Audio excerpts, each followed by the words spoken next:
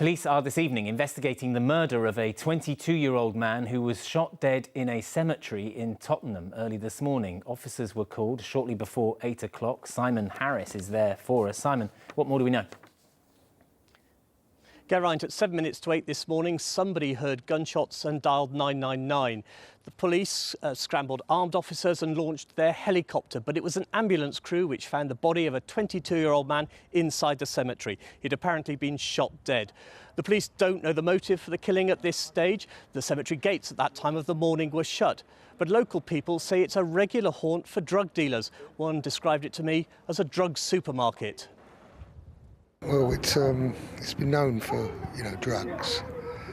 They just pull up down here, Biblioruta, and it's passed through the railings because there was railings there, It's gone on for ages and ages. There's nothing we could do about it. The police think they know the victim's name. They've told his family, but they haven't released it to us yet. London's seemingly endless catalogue of violent deaths, now already hovering around 100 so far this year, has claimed another life. Geraint. Simon Harris, thank you very much. Our political correspondent Simon Harris is at Westminster this evening. Simon, how has the Prime Minister responded to today's astonishing details and developments? Nina, ministers here have never shied away from pointing the finger of blame not just at Russia, but at the Russian government. The names used by the two suspects when they were in London, Petrov and Boshirov, might have been false, made up, aliases, if you like. The authorities here are pretty convinced that even if they don't know who the men really are, they certainly know who they were working for. And that is Russian military intelligence, also known as the GRU, which led to the Prime Minister concluding this when she addressed MPs in the House of Commons this afternoon. The GRU is a highly disciplined organisation with a well-established chain of command. So this was not a rogue operation.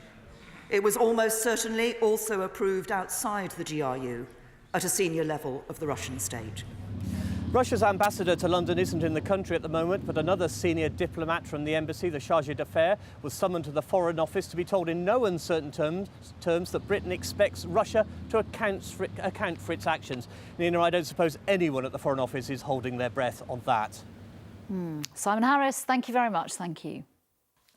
Now, it may still be nearly 2 years until London picks a new mayor, but by the end of this month, the Tories will have decided who they will put up to run against Sadiq Khan. There are 3 to choose from, and all 3 will be setting out their policies in their only debate in front of TV cameras with our political correspondent Simon Harris on the Late Debate tonight. He is in our Westminster studio now. Simon. Geraint, this week, London Conservatives who'll choose their candidate to take on Sadiq Khan have been hearing from the 3 wannabe mayors. Sean Bailey, Andrew Boff and Joy Morrissey have been taking part in the political equivalent of a beauty contest at a series of meetings across the capital. Now, our cameras aren't allowed in, but we've persuaded the 3 contestants to come into our studio to tell us what they've got to offer.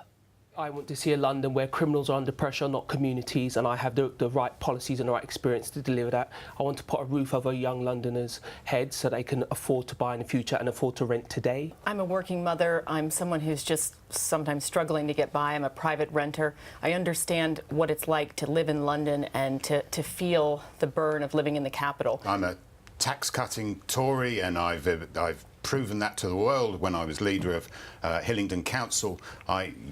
People know that I can go to places that other Tories don't go and attract votes from communities who aren't traditional Tory supporters. The winner will be announced just before next month's party conference.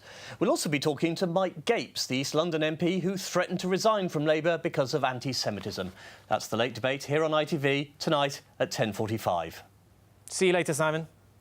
Next, the London MP now facing an uncertain future because of the ongoing row about anti-Semitism in the Labour Party. Joan Ryan is a leading critic of Jeremy Corbyn's failure to tackle the problem, but now she's battling to rescue her political career after being deselected at a party meeting in her Enfield constituency.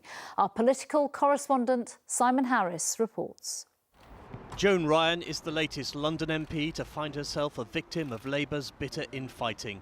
We do this. Last night, at an angry meeting of her constituency party in Enfield, a small majority of members backed a vote of no confidence in her.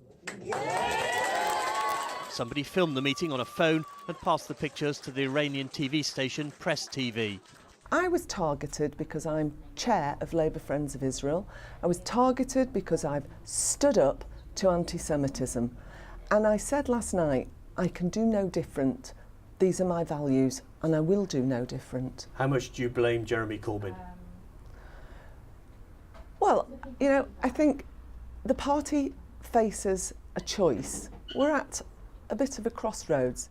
Ryan wasn't the only Labour MP targeted. A motion of no confidence was also passed against a colleague in Luton. Every party has a right to question what its MP does. Every party has a right to challenge them on what they do and how they represent the area. And that's exactly what happened, as I understand it, in those two constituencies last night. I was born in London and I'm purely British and I love my country because this is my Jewish flag. The divisions in Labour were on show earlier this week when the party's National Executive Committee debated the international definition of anti-Semitism.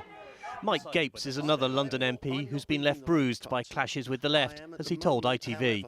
In the Labour Party, we've had a group of people, some of them have come into the party in the last 3 or 4 years, and they basically, some of them have come out of far left groups, or there were people who were expelled in the past. Joan Ryan says the vote of no confidence will make no difference. She has no plans to stand down and will resist any attempt to deselect her as Labour's candidate before the next election. But she believes the plot against her has been brewing for months and she's under no illusion about her enemies within her own local party. Simon Harris, ITV News, Enfield.